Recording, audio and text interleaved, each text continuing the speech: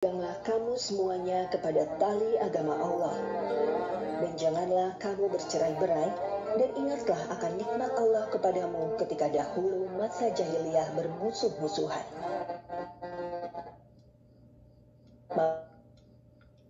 Maka Allah mempersatukan hatimu, lalu menjadilah kamu karena nikmat Allah orang-orang yang bersaudara. Quran Surat Ali Imran ayat 103. Allahu Akbar, Allahu Akbar.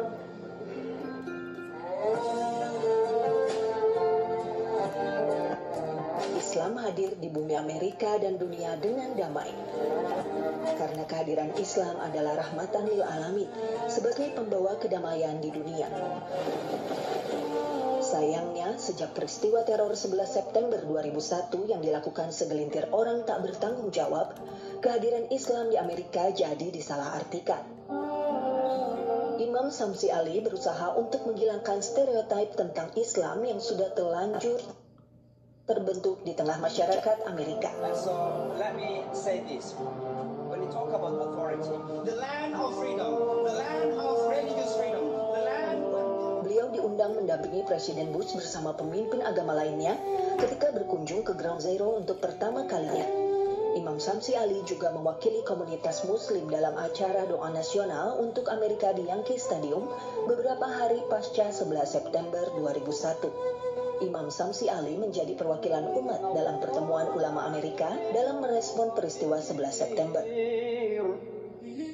Usaha-usaha dialog agama yang beliau rintis sejak awal ketibaannya di negeri Paman Sam membuat ia dipercaya untuk mewakili komunitas Muslim dalam banyak perhelatan besar di Amerika.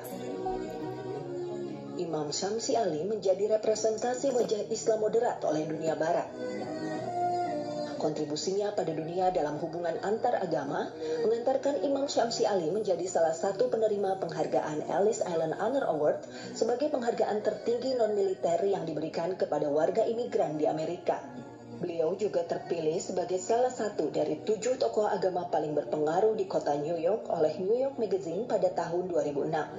Lalu pada tahun 2017, Samsi Ali kembali terpilih sebagai satu dari 50 tokoh yang paling berpengaruh di kota New York. Imam Samsi Ali kemudian mendirikan Nusantara Foundation pada tahun 2014 lalu. Nusantara Foundation melakukan berbagai inisiatif, termasuk presentasi Islam dan Indonesia di berbagai universitas di Amerika. Rencana terbesar dari Nusantara Foundation adalah pendirian pondok pesantren Indonesia pertama di bumi Amerika. Di Amerika tidak ada satupun lembaga pendidikan Islam untuk Muslim yang tinggal di sana. Awal tahun 2018 lalu, Nusantara Foundation berhasil membeli sebuah properti seluas 7,4 hektar di kota Modest, Connecticut, Amerika Serikat. Dan sejak April 2018, gedung-gedung tua yang ada di lokasi tersebut mulai direnovasi.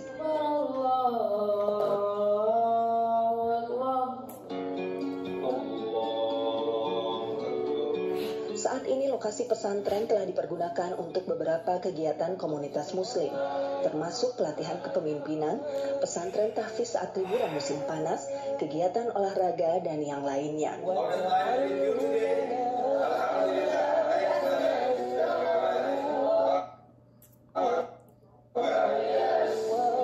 Harapan ke depan pesantren yang bernama Nur Inka Nusantara Madani ini akan menjadi salah satu ujung tombak untuk memperkenalkan Indonesia, khususnya Muslim Indonesia, ke dunia internasional. Bahkan harapan terbesar adalah kelak pesantren ini akan menjadi salah satu tunas kebangkitan peradaban Islam di dunia.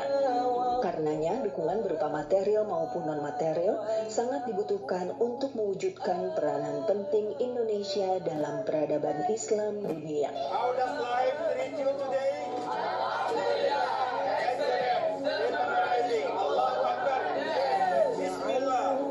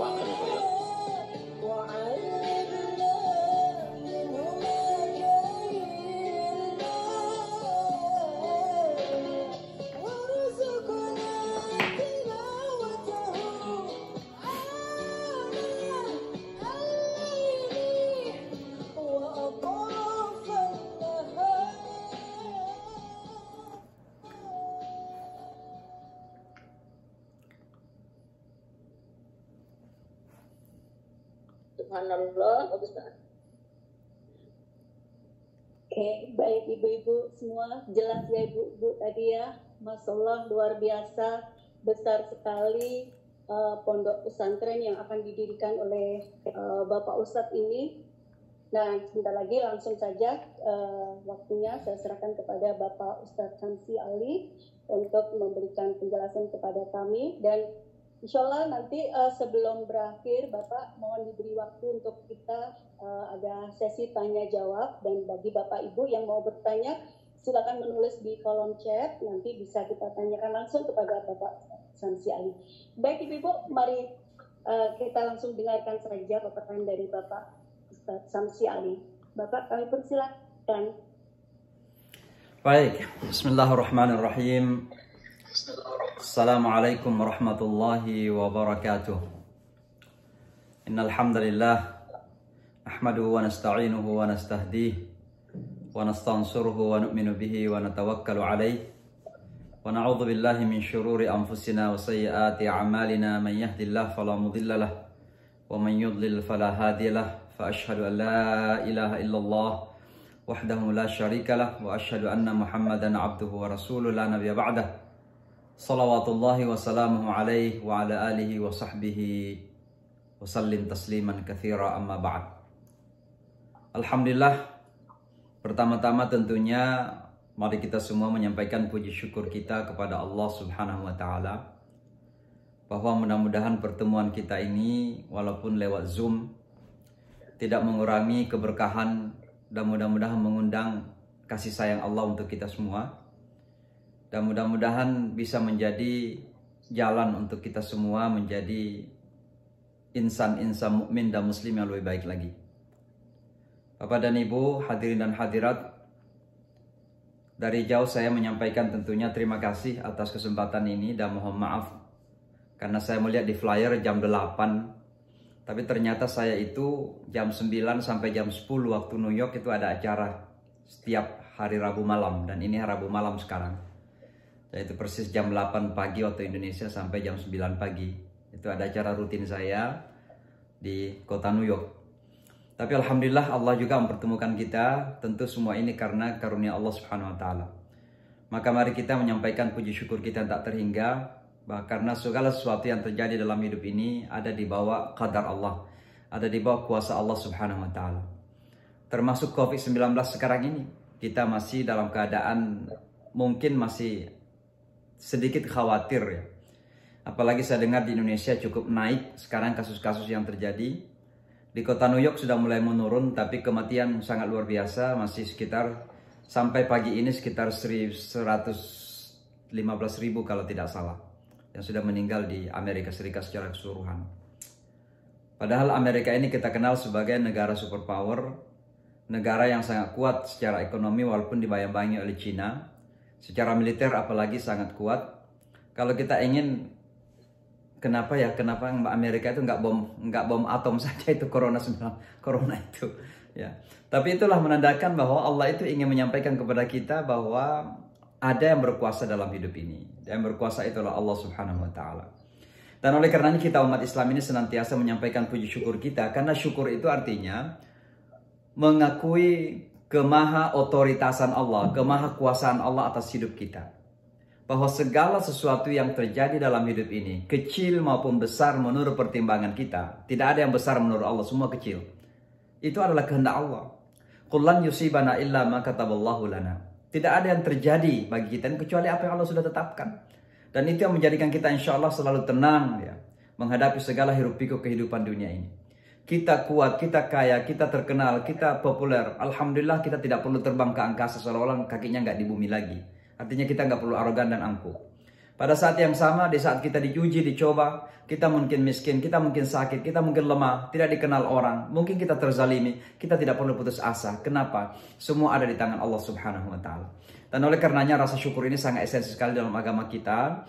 Dan itulah sebabnya kalau kita melihat agama ini semuanya segala untuk bersyukur kepada Allah Subhanahu wa taala. Kita sholat itu karena bersyukur, kita puasa ini juga karena untuk bersyukur. Kita pun berhaji mungkin berkali-kali untuk bersyukur kepada Allah Subhanahu wa taala. Ibadah yang kita lakukan ini bukan karena kita superman atau superwoman, tapi bagian dari upaya kita untuk mengatakan ya Allah terima kasih banyak. Engkau sudah memberikan segala-galanya kepada kami dalam hidup ini.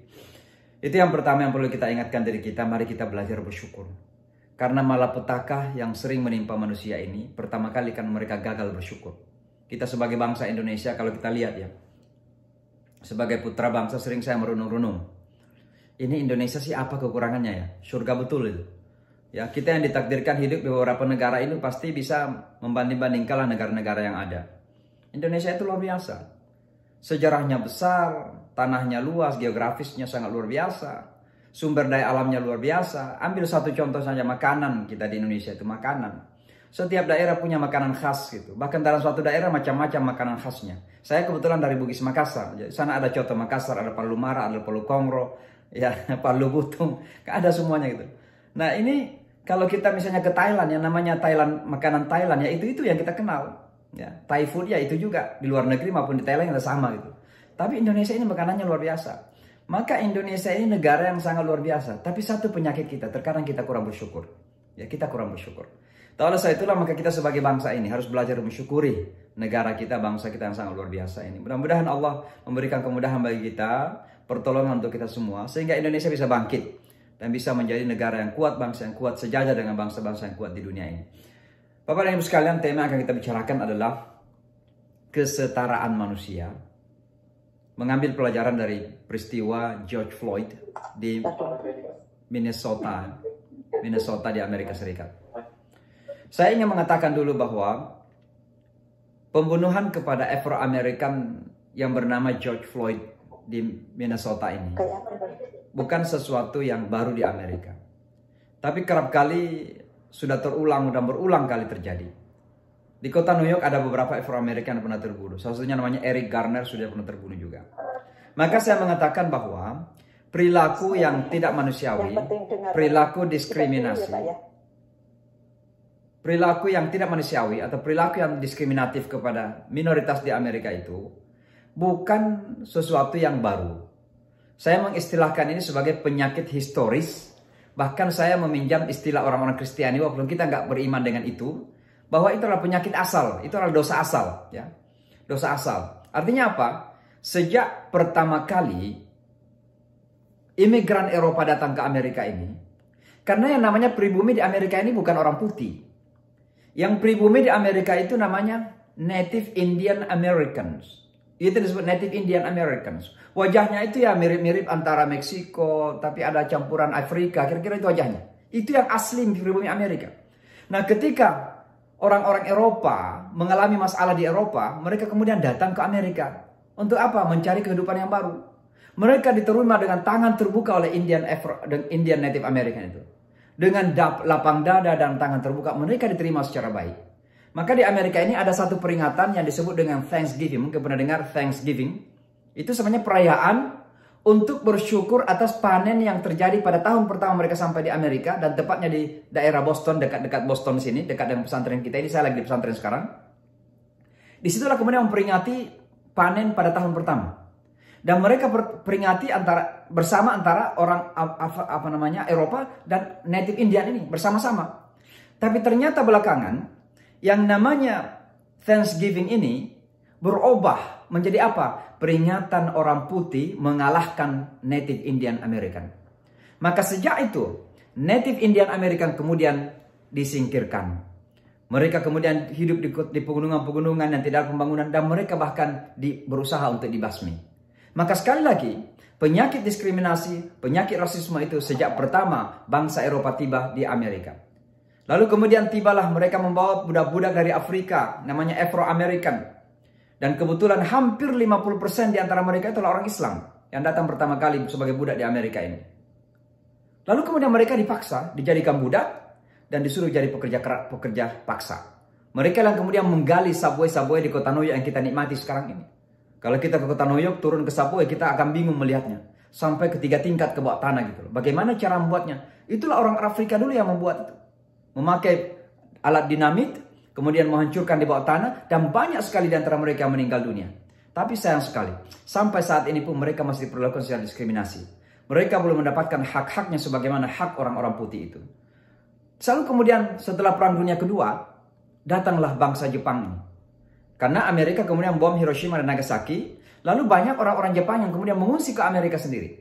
Ketika mereka sampai di Amerika, mereka pun ditempatkan di kamp-kamp konsentrasi. Mereka dijadikan sebagai pekerja keras. Ya. Maka yang namanya diskriminasi berlangsung terus-menerus, lalu kemudian datanglah saudara-saudara yang dari negara-negara Latin, Meksiko, maupun Kolombia juga dijadikan sebagai warga negara kelas 2. Kalau Islam kemudian, ini bukan sesuatu yang baru dan aneh. Karena yang namanya Islamofobia ini bukan sesuatu yang baru. Islamofobia itu penyakit historis di Amerika. Jangan pernah menyangka bahwa Islamofobia itu terjadi setelah 9/11. Memang 9/11 itu adalah puncaknya. Karena 9/11 dianggap oleh Amerika sebagai pembuktian bahwa apa yang dituduhkan kepada Islam selama ini sudah terbukti. Apa tuduhan itu? Islam adalah agama teror. Sekarang Amerika diserang oleh teroris dan pelakunya adalah orang-orang yang beragama Islam. Maka kesimpulannya Islam adalah agama teror. Maka sejak itu kehidupan kebencian kepada Islam sangat luar biasa. Walaupun yang namanya Islamofobia sudah terjadi jauh sebelum 9/11 terjadi. Dengan naiknya Donald Trump sebagai presiden sekarang ini,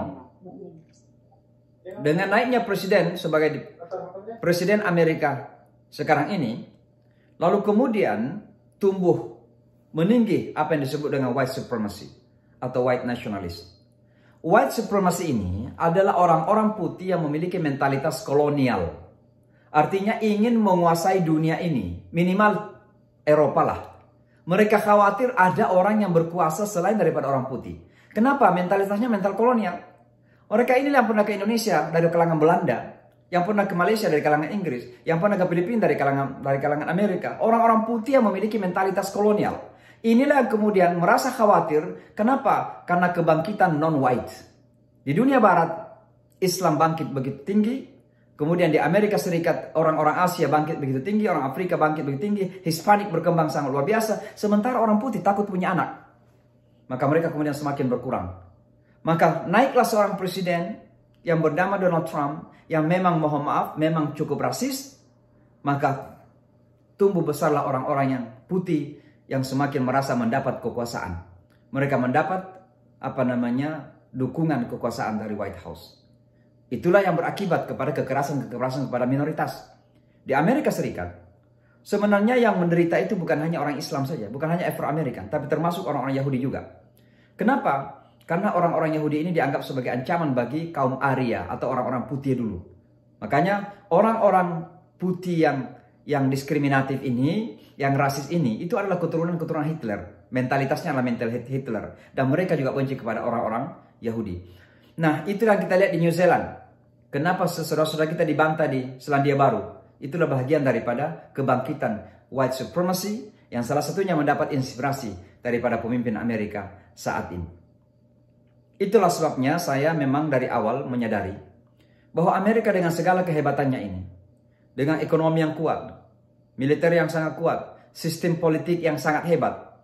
Kalau seandainya bukan sistem politik yang hebat, maka tentu Amerika sekarang ini mungkin menjadi negara yang berbeda dari sebelumnya. Kenapa? Karena presiden yang mohon maaf cenderung untuk bermental cukup diktator.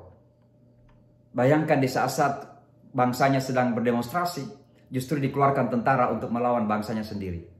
Artinya apa? Ada mentalitas seperti itu. Kalau seandainya bukan karena institusi politik Amerika yang sangat kuat, maka seorang presiden yang bernama Donald Trump ini sudah menjadi presiden yang diktator.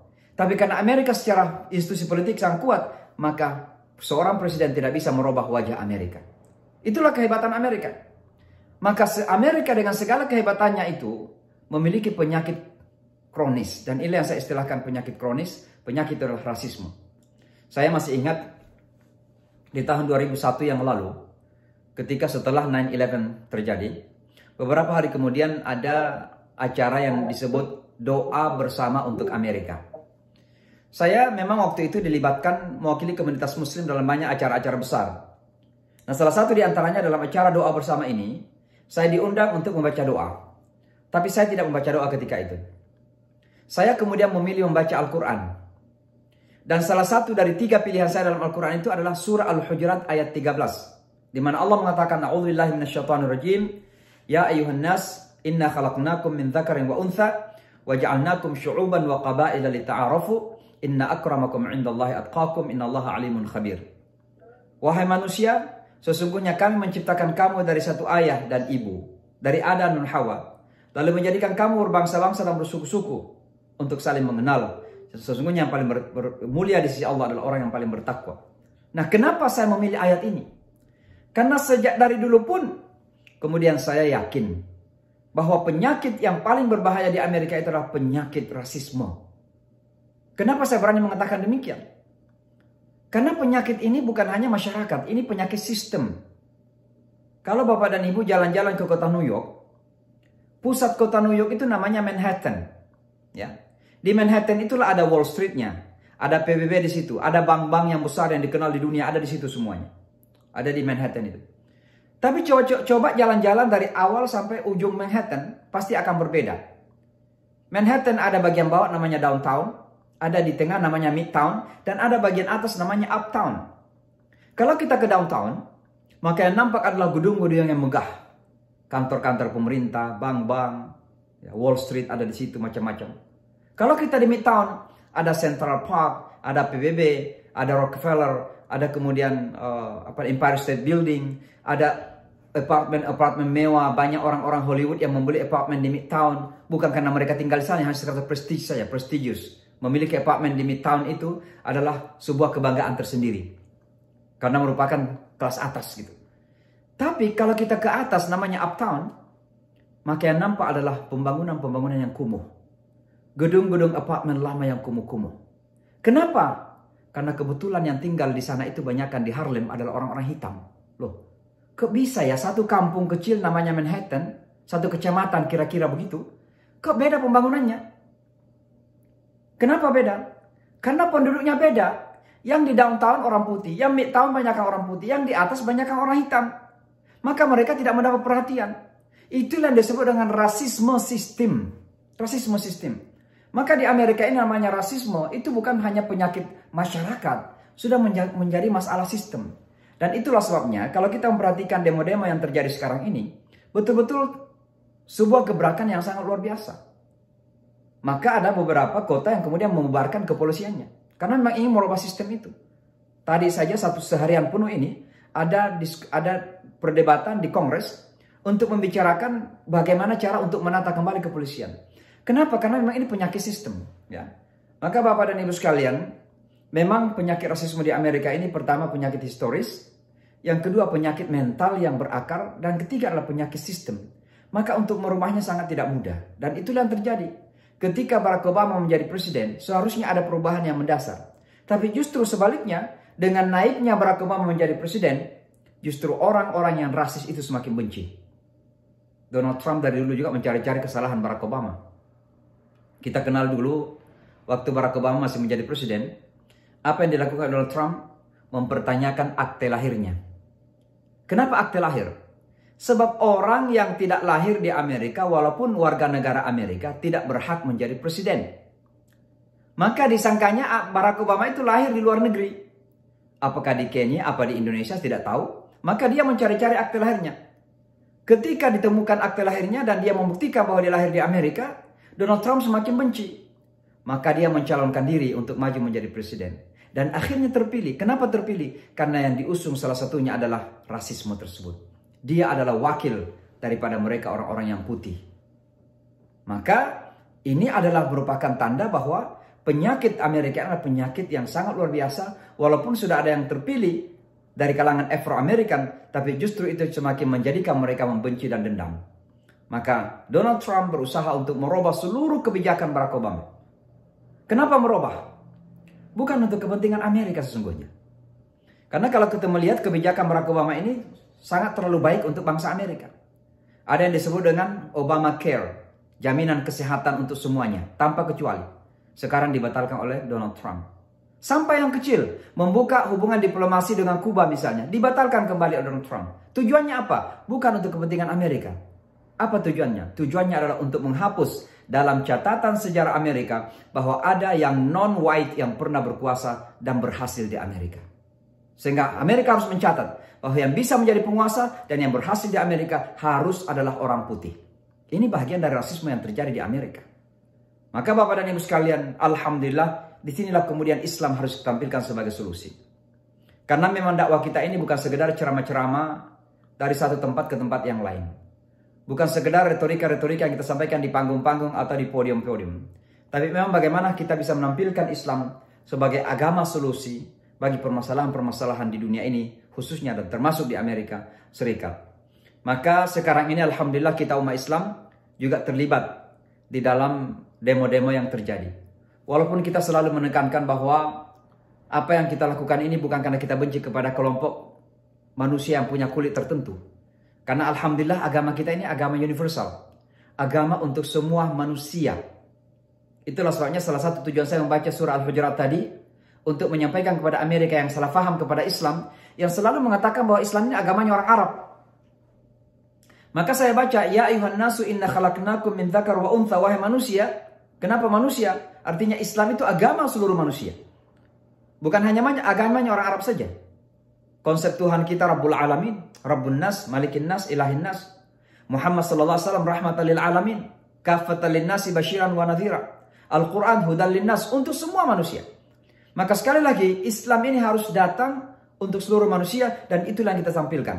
Walaupun sekarang kita membela orang-orang Afrika, orang-orang hitam di Amerika, bukan berarti kita melawan orang putih. Yang kita lawan adalah rasisme dan ketidakadilan. Dan oleh sebab itulah kami selalu mengingatkan kepada teman-teman, mari kita bergerak, tapi harus tetap balance dan imbang. Kita tidak pernah membenci manusia karena warna kulitnya. Walaupun mungkin banyak orang membenci kita karena warna kulit kita, tapi kita tidak perlu membenci manusia karena warna kulit. Kenapa? Karena warna kulit adalah bagian dari ciptaan dan bagian dari tanda-tanda kebesaran Allah Subhanahu wa Ta'ala. Oleh sebab itulah, maka kalau kita kembali kepada agama Islam, disinilah kemudian kita di saat-saat seperti ini wajib dan harus membangun kebanggaan. Dan insya Allah kita akan bangga dengan ajaran agama kita ini. Pertama, memang Islam itu menempatkan manusia secara sejajar walaupun tidak sama. Tidak sama secara kulit, tidak sama secara ras, tidak sama secara etnis, tidak sama secara kultur, tidak sama dengan bahasanya, dan lain sebagainya. Banyak ketidaksamaan, tapi bukan berarti tidak sejajar. Laki dan wanita tidak sama. Laisa dzakar kal untha. Laki-laki dan wanita nggak sama. Karena memang beda, secara fisik pun berbeda. Terkadang juga mentalitas juga berbeda, kecenderungan juga berbeda. Tapi bukan berarti tidak sejajar antara laki dan perempuan. Maka yang namanya ekualitas kesejajaran itu bukan berarti mempersamakan segala-galanya, itu salah paham. Ya. Maka kita dalam Islam melihat manusia itu berbeda-beda, ragam warna kulit, ragam kultur, ragam budaya, bahkan mohon maaf ragam agama pun. Ya. Tapi secara manusiawi masih dilihat sebagai hamba-hamba Allah yang sejajar secara manusia. Nanti kita kembali kepada masalah agama, itu beda lagi. Ya. Tapi secara manusia kita anggap bahwa semua adalah ciptaan Allah dan sejajar. Nanti kita lihat di mana perbedaannya begitu. Maka ini adalah beberapa dasar yang saya ingin sampaikan kenapa dalam Islam manusia lihat sebagai sama, sejajar. Yang pertama adalah karena pencipta memang satu. Dan semua manusia itu diciptakan oleh Allah langsung. Bahkan dalam bahasa Al-Quran diciptakan dengan tangannya Allah Subhanahu wa Ta'ala. Dengan tangannya Allah Subhanahu wa Ta'ala. Tanpa kecuali, baik yang putih, hitam, baik yang warna coklat, berwarna kuning, semuanya diciptakan oleh satu pencipta, Allah Subhanahu wa Ta'ala. Dan karena satu pencipta, maka memiliki hak yang sama kepada Allah Subhanahu wa Ta'ala. Memiliki kesempatan yang sama kepada pencipta langit dan bumi, Allah Subhanahu wa Ta'ala. Kita semua berasal dari ciptaan yang sama, unsurnya sama. Apa unsurnya? Mintin, dari tanah yang sama. Maka semua manusia apapun kulitnya, semuanya berasal dari ciptaan yang sama. Kita semua dari tanah. Tapi lebih dari itu, Al-Quran kemudian mengatakan seperti ayat yang saya bacakan tadi, ya ayyuhan nas, inna khalaqnakum. Wahai manusia, sesungguhnya kami menciptakan kamu. Pertama kita harus sadari bahwa ketika Allah mengatakan inna dalam Al-Quran, itu biasanya berkenaan atau berkaitan dengan sesuatu yang mulia. Misalnya, inna nahnu nazzalna al-Qur'ana wa inna lahu lahafizun. Sesungguhnya kami menurunkan Al-Quran dan kami yang menjaganya. Kenapa Allah mengatakan kami? Karena berkenaan dengan Al-Quran. Wa in kuntum fi raibin mimma nazzalna ala abdina. Dan jika kamu ragu kepada apa yang kami turunkan kepada hamba kami, kenapa kami di situ? Karena berkenaan dengan Muhammad SAW. Maka ketika Allah mengatakan inna khalaqnakum, kami menciptakan kamu, pemakaian kami itu sendiri menunjukkan bahwa Allah menghormati hamba-hambanya yang diciptakan itu bernama manusia. Maka ada pemberian penghargaan secara langsung dari Allah Subhanahu wa Ta'ala. Lalu kemudian Allah mengatakan min dzakarin wa untha, dari satu bapak dan satu ibu, dari Adam dan Hawa. Dari Adam dan Hawa. Oleh karenanya kemudian dijadikan berbangsa-bangsa, bersuku-suku, berwarna kulit yang berbeda, tapi semuanya memiliki satu keluarga, keluarga Adam dan Hawa alaihi salatu wassalam. Pemahaman ini sangat kuat sekali dan sangat penting sekali, karena di satu sisi kita diyakinkan bahwa kita ini satu keluarga dalam kemanusiaan, keluarga kemanusiaan, one human family. Tapi pada saat yang sama Allah kemudian meyakinkan kepada kita bahwa memang ada perbedaan-perbedaan, namanya diversity, ada keragaman yang terjadi. Ja'alnakum syu'uban wa qabaila, untuk apa? Bukan saling merendahkan, bukan saling memandang enteng, bukan saling membenci, tapi lita'arafu, untuk saling mengenal. Apa itu ta'aruf dalam bahasa Al-Quran? Bukan sekedar mengenal nama, tapi memiliki makna yang sangat dalam. Dalam istilah saya minimal 3 hal. Yang pertama adalah membangun kesefahaman. Kemudian membangun kasih sayang dan kerjasama, cooperation. Dan yang ketiga, saling mengapresiasi, saling menghargai. Makanya kalau kita lihat dalam Al-Quran itu, inna akramakum indallahi atqakum, yang paling mulia di antara kalian di mata Allah, yang paling bertakwa. Allah tidak secara langsung mengatakan orang yang beriman. Kenapa? Untuk memberikan harapan kepada masyarakat lain bahwa mereka juga punya hal-hal baik yang bisa disumbangkan dalam kehidupan kemanusiaan kita. Maka kita semua berasal dari pencipta yang satu, ya, dari unsur ciptaan yang sama, berasal dari bapak dan ibu yang sama, maka semua kita dalam satu keluarga. Satu pernyataan yang sangat kuat bahwa manusia semua sejajar karena sesungguhnya berada dalam satu keluarga. Ini alasan pertama.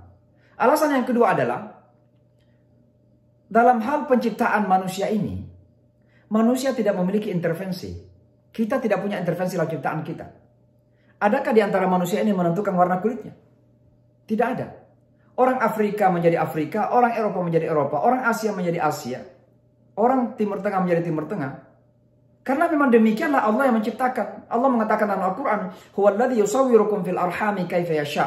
Dialah yang membentuk kamu dalam rahim ibu-ibu kamu sebagaimana Dia kehendaki. Artinya Allah yang menghendaki. Kalau kita yang mau, kira-kira maunya apa ya? Mau seperti orang Eropa, bermata biru, berambut pirang, berwarna kulit, atau mungkin ada yang justru mau milih seperti orang hitam, seperti orang Afrika, atau mungkin ada yang mau seperti orang Korea misalnya. Kalau kita yang mau, tapi ternyata bukan kita yang menentukan. Yang menentukanlah kaifa yasha, sebagaimana Allah kehendaki. Karena Allah yang mengkehendaki, maka tentu kita kemudian merasa bahwa kehendak Allah dalam ciptaan kita ini yang terbaik. Dan itu kata Allah, fa ahsana suwarakum. Allah membentuk kamu dalam bentuk yang terbaik. Watin wa zaitun wa turisin ahsan taqwim. Allah menciptakan manusia dengan bentuk yang terbaik. Maka Allah yang membentuk kita, bukan kita yang menentukan. Kenapa kita angkuh dengan penciptaan? Karena kita kulit putih misalnya. Kenapa kita harus sombong karena kita hitam misalnya? Kenapa kita harus angkuh karena kita Timur Tengah misalnya? Kenapa kita angkuh karena kita Asia misalnya? Kita tidak perlu angkuh karena bentuk tubuh kita. Karena itu bukan Allah yang menciptakan kita. Bukan kita yang menentukan, tapi Allah yang menentukan. Itu yang kedua Bapak dan Ibu sekalian. Yang ketiga adalah Al-Quran kemudian mengakui yang namanya keragaman itu. Dan dalam Islam ini, yang namanya keragaman itu bukan sekedar isu sosial. Jadi kita ini ragam, tidak perlu kita menerimanya hanya sebagai bagian dari isu sosial. Tapi justru keragaman ini menjadi bagian dari keimanan kita. Al-Quran mengatakan, wa min ayatihi khalqus samawati wal ard wa ikhtilafu alsinatikum wa alwanikum inna fi dzalika laayatin lil alimin. Di antara tanda-tanda Allah itu adalah menciptakan penciptaan langit dan bumi. Lalu kemudian warna beda, warna kulit yang berbeda, bahasa yang berbeda, itu bagian dari tanda-tanda kebesaran Allah bagi orang-orang yang berilmu. Maka sekali lagi, yang namanya keragaman itu adalah bagian dari tanda kebesaran Allah. Maka keragaman bagi kita umat Islam adalah bagian dari iman dan Islam kita, bagian dari akidah kita. Oleh sebab itulah maka kita merangkul keragaman yang ada dalam kehidupan kita. Alhamdulillah kita di Indonesia jelas. Di Indonesia itu ada yang Melayu seperti kebanyakan di antara kita. Ada juga orang Indonesia yang kebetulan keturunan Cina. Ada juga Indonesia kebetulan keturunan Yaman, orang Arab. Ada juga Indonesia yang kebetulan lebih Afrika dari Afrika. Teman-teman kita di Flores, teman-teman kita di Papua, mereka juga adalah orang Indonesia. Lalu kemudian kita rangkul menjadi satu kesatuan sebagai bangsa Indonesia. Itu adalah bagian dari akidah. Bagi kita umat Islam, merangkul seluruh elemen bangsa sebagai bagian dari kebangsaan itu bukan sekedar isu kebangsaan, tapi isu agama bagi kita. Bahwa kita menerima semua keragaman yang ada itu. Itu yang ketiga, Bapak dan Ibu sekalian. Yang keempat adalah, kenapa manusia itu sejajar dalam pandangan Islam?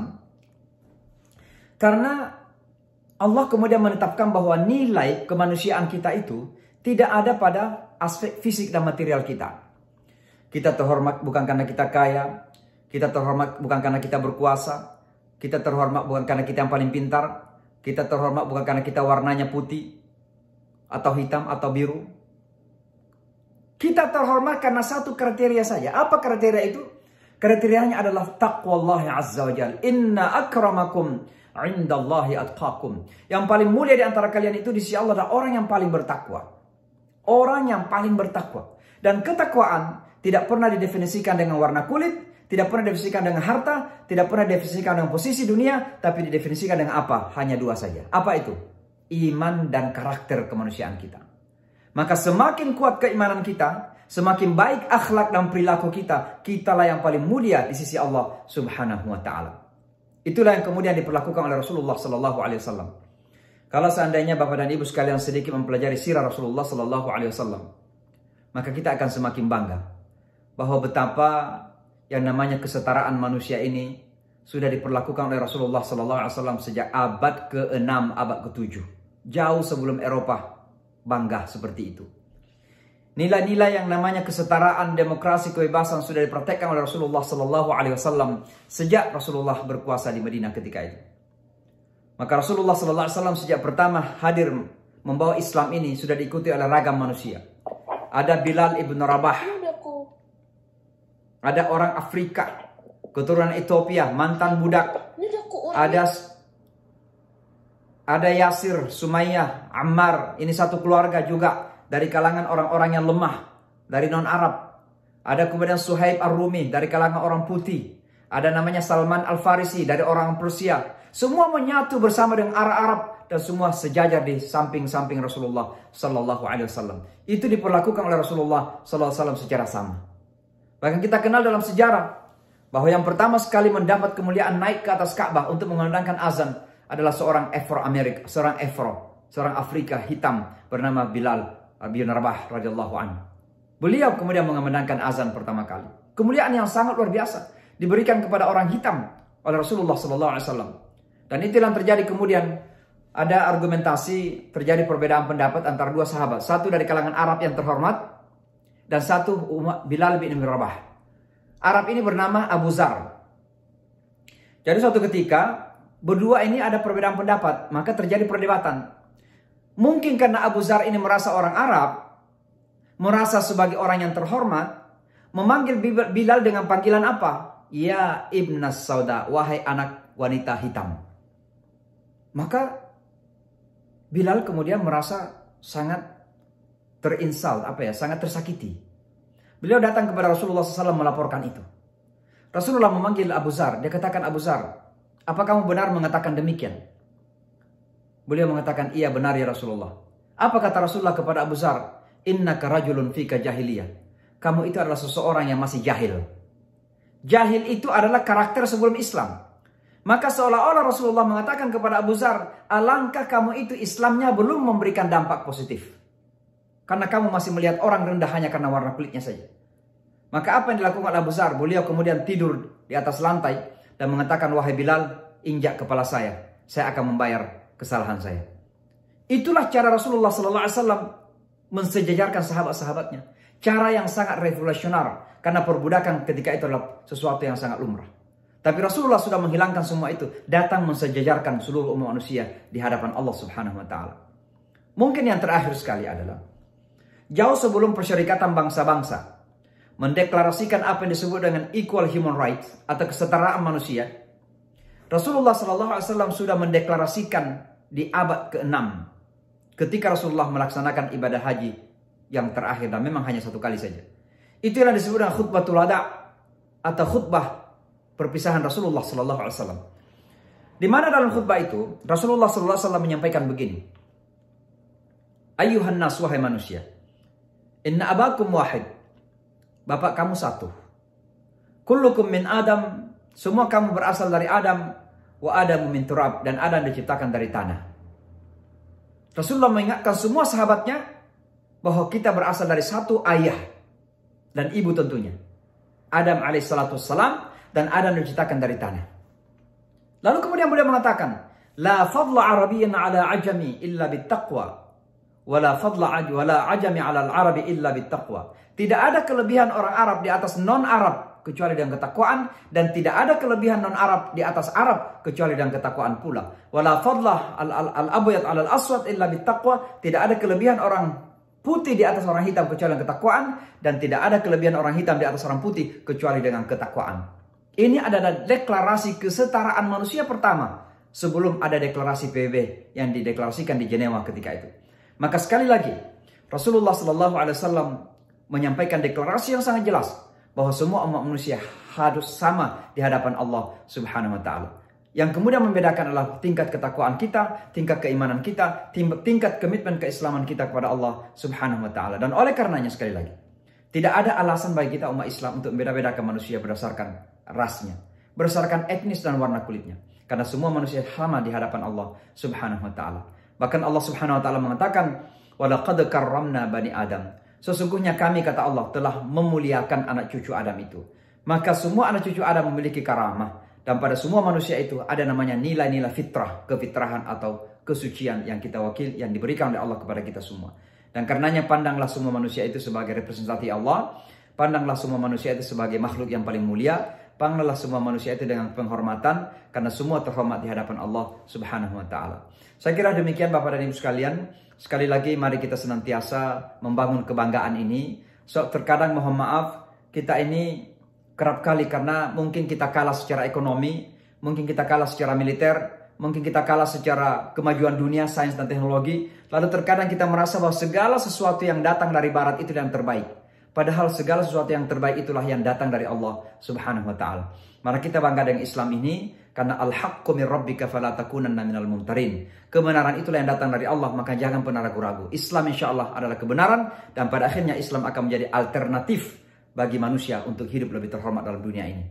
Maka sekali lagi, dalam keadaan hiruk pikuk tentang rasisme di Amerika, sekarang kita umat Islam mendapatkan pintu dakwah lagi. Dan salah satunya adalah mendakwakan kepada Amerika bahwa Islam adalah solusi dari permasalahan rasisme yang dihadapi oleh Amerika sekarang ini. Saya kira demikian, mudah-mudahan ada manfaatnya.